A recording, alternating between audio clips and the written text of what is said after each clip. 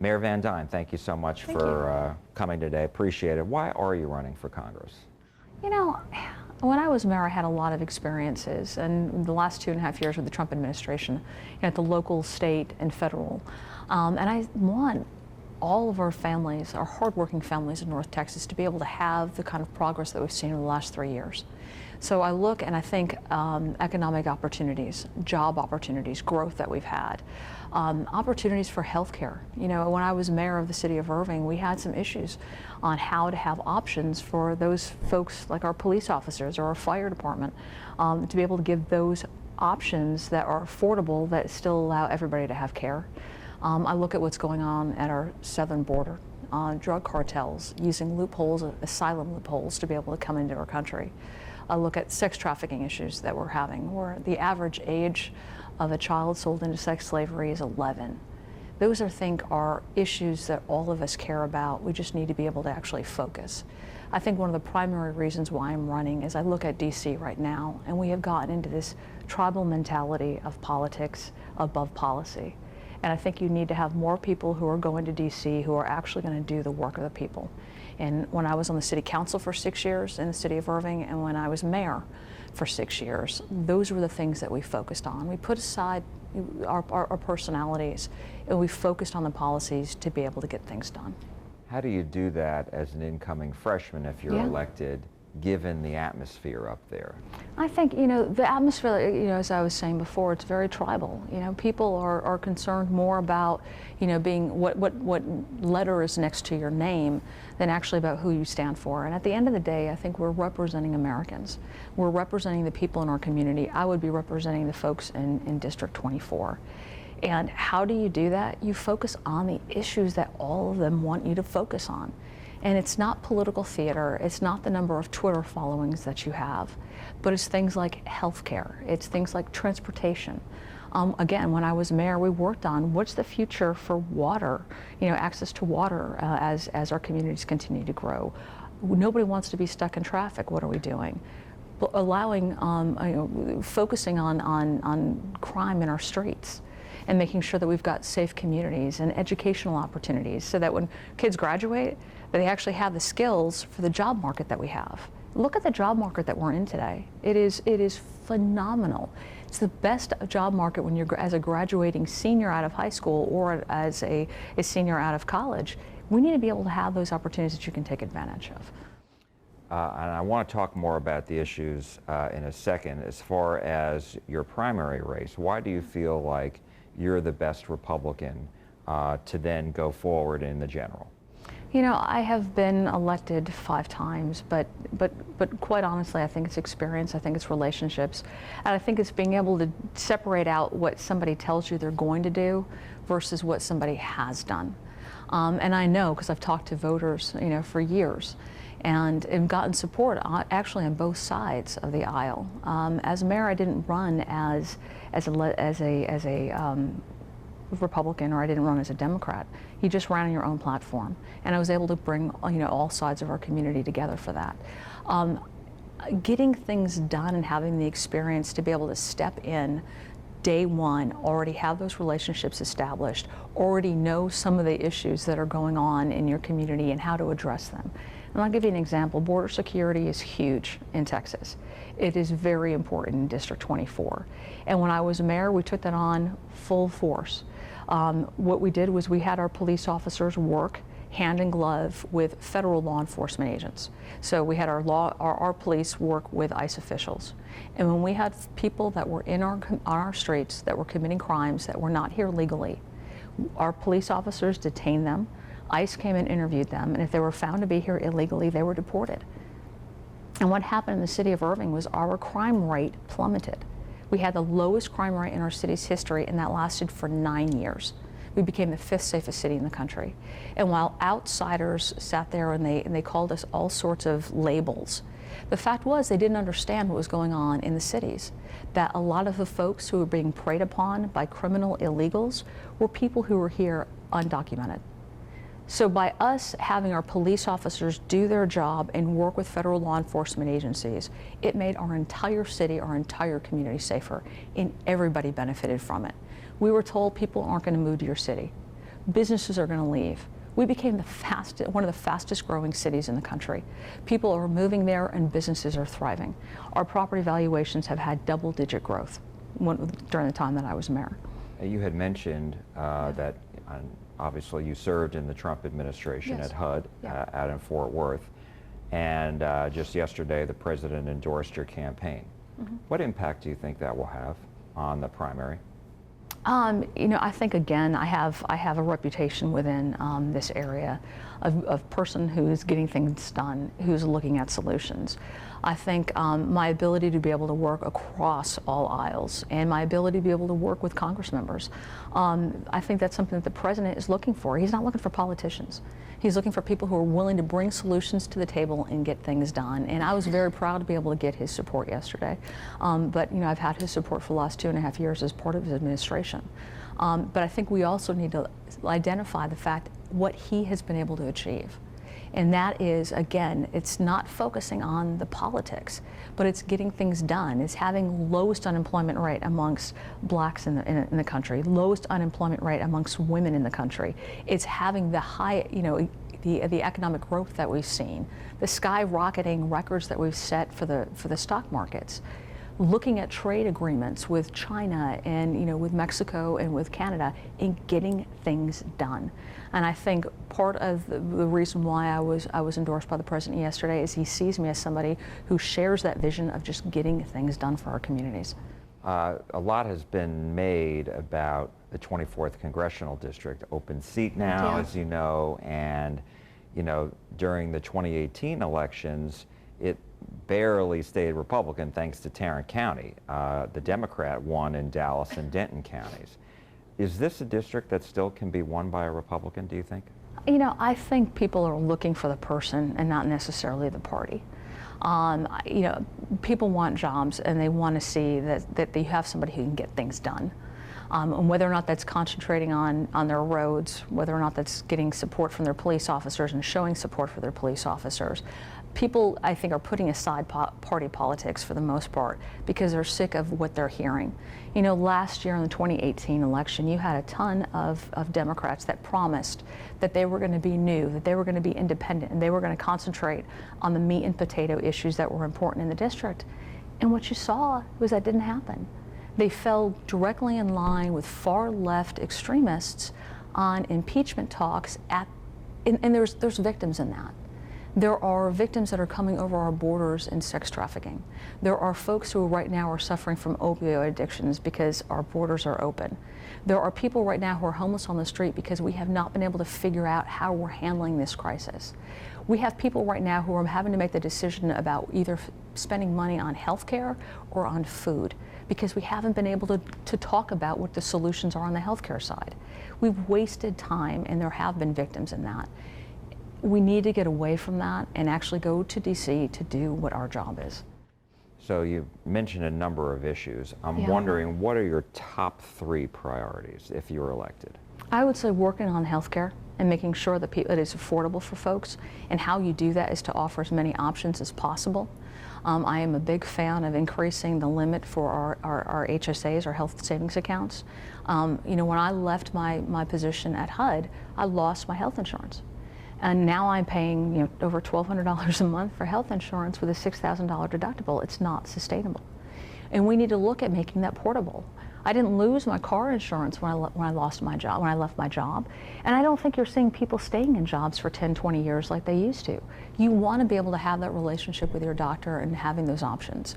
Having a one system healthcare where it's a government run, I think, is in the wrong direction. I look at loopholes and looking at our border and making sure that we've got national security.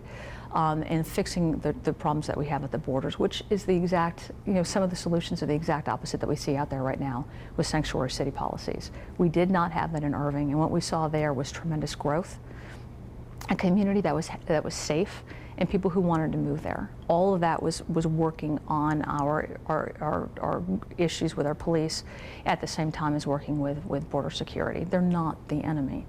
The other thing that I think we really need to focus on is technology. When we talk about national security, it's not just about having, boots on the ground. It's about making sure what's going on with 5G technology. It's looking at artificial intelligence. It's looking at drone technology. I want to make sure that we are militarily and technologically advanced so that we don't find ourselves losing out of a war that we never even knew that we were in. So let's talk about healthcare a little bit. So if I hear you correctly, you want to basically, are you envisioning something where people can buy health plans out on, let's say, I don't know, Amazon or Walmart or something like that, where they can just buy a health plan and take it wherever they want in the country? I think you need to look at some of the associated groups. The group plans are the ones that are going to be able to give you the most negotiating power. And right now, those plans the groups are within employer groups primarily or with unions. And I think if we actually started grouping together folks, depending on where they are or what line of work they're in, you could see them having a tremendous amount of ability to be able to negotiate healthcare plans down. The other thing that we need to do is allow options. And it's not one option, it's many options. It's allowing the marketplace to compete. So buying what you need. For example, I know I'm not going to have any more kids. I don't need to have that on my health care plan, that I'm going to have, OB care. I know that I'm not going to have problems in the future with prostate cancer. But allow me the opportunity to be able to work it out with my doctor what kind of health care plan that I want, which means putting as many in the system as possible. So you would do away with Obamacare? Repeal it? I think what you need to do with Obamacare is look, promises that were made under Obamacare that you're going to be able to keep your own doctor, that prices are going to go down, those never happened. We have a lot of people who right now are currently in that system. We as policymakers, as lawmakers, need to make sure that there are plans that are available, that are price specific and can meet the needs of those individuals. So the more opportunities and the more options that we put out there for folks, I think that is the way to combat. People wouldn't want to be in Obamacare if they could pick a plan that more met their needs. And I think that's what we need to focus on, is on creating those plans where people have more relationships with their doctors and feel like they're quite honestly more in control of their dollars and how they're spent in healthcare. There is an effort in court going on right now to basically declare it unconstitutional. Mm-hmm. Do you think that it is unconstitutional? I think folks need to be able to have the freedom to be able to purchase items that they need. Healthcare is an item that they need, but they need to be able to have the freedom to be able to take their money, for example, like in an HSA, before it ever even hits our government system, being able to take that and be able to purchase products that meet their needs. It's up to us to be able to provide those solutions and get out of the way for the free market to be able to do its job. Let's talk about border security. You support the wall and expanding the border wall? I think we definitely need to have a way of being able to figure out who's coming into this country. We need to be able to close those loopholes. We need to put borders and a wall where, our Border Patrol agents deem that it's necessary. And I've been down to Laredo, I've been down to Brownsville, I've been down to McAllen, I've been down to Tijuana. And I've worked with our Border Patrol folks, and they will be able to tell you exactly, this is where we need more reinforcements, this is where we need more people, this is where we need a better wall. So yeah, we definitely need to work on our border security, but also taking technology into account. Not every area are you going to physically be able to build a, quote, wall, but you could have some kind of wall of defense and a wall of security, and we need to focus on that. It's not a matter of keeping people out of this country, it's a matter of protecting the people that are in this country. And let me ask you about Dreamers, because there's been a lot of discussion in the last several years, but no real action as it relates to Dreamers. And where are you on whether they should have a path to citizenship or not? I think we need to look at people who have entered this country illegally, and that includes, the Dreamers, it includes other folks. We've got almost 22 million people plus that are here now. I don't believe a pathway to citizenship is the exact angle that we want to go, but I think getting them out of the shadows so that they can start paying into, paying taxes like the rest of us pay, that knowing who is in our cities are the way to be able to protect our cities and be able to provide more safe barriers. Now, how do you do that?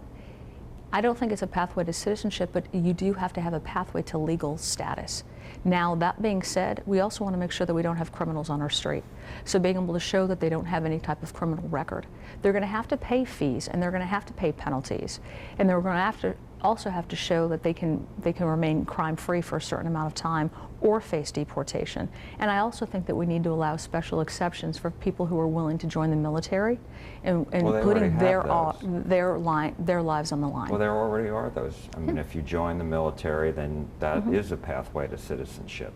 But as far as the dreamers, you know, as we've heard many of them and many other advocates for them say, is they were brought here by their parents through no fault of their own.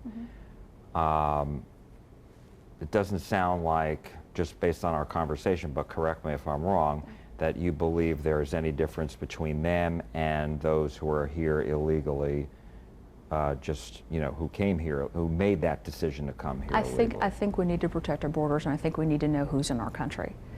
Folks who are brought over here illegally, whether or not that be by their parents or a choice that they consciously made, we need to be able to make sure that they have some type of a pathway to legal status if they want to remain in this country and they are willing to work and they're willing to stay, you know, follow our laws. But that being said, I do think there needs to be fees that are paid. I mean, you don't want to open up, and I think it sends the wrong message to other folks in other countries that if you're here illegally and you are here long enough and you're able to beat the system for a long enough period of time, that all of a sudden you're going to get citizenship. I think that sends the wrong message. Should there be the threat of deportation? I know that was some of the initial reason then President Obama said, you know, enacted you know, DACA in the first place. And so I'm wondering, it was to take away that threat of deportation. What do you think about all that? I think providing a pathway to legal status is doing what you're saying it's doing. That's why we would want people to come out of the shadows. Let us know who's in this country. Get on our tax rolls. But also, you know, understand that you're going to have to face penalties. You're going to have to face fees. You're going to have to show that you're not committing crime, that you won't commit crime in the future. But that is allowing folks to avoid deportation. But it's also saying that you're going to follow our laws, and it's not opening up a pathway to citizenship, which is cutting in front of all those other people who are waiting to wait years to apply for citizenship and do it the correct way. We are a country of laws, and we need to be able to make sure that we're enforcing them and respecting them. One thing I wanted to ask you about was guns. We've heard a lot of talk about that in the last year, especially with what happened in El Paso. Where are you on guns and whether there should be further restrictions on them, background checks, red flag laws, etc.? Yeah, well, I'll tell you, we talk an awful lot about having people in a database, but part of the problem is that, like, our NICS database is not even being properly filled, because you are seeing over and over again. And I've gotten a lot of support from law enforcement agencies, not just within this district, but also throughout the state, that have endorsed my campaign.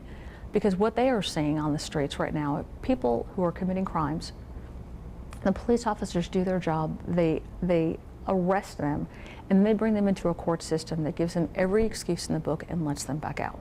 So you see prosecutors who are not willing to prosecute crimes. You see judges who are letting people out without actually getting, you know, anything on their record. If we are serious about gun control and we are serious about gun violence, we need to make sure that we are keeping guns out of the hands of folks who have committed violent felonies.